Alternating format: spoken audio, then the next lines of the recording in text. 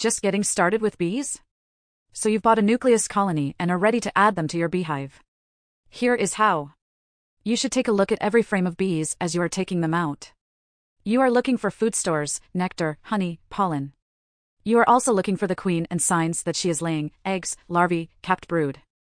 Look at the first frame, lots of honey stores here. The second frame looks the same.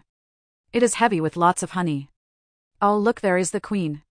She has a big long thorax, which means she is probably mated and laying eggs. Let's keep on the lookout for that. She's gorgeous.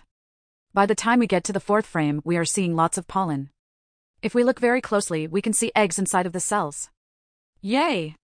Now if you purchased your nuke colony from someone, you should also see capped brood.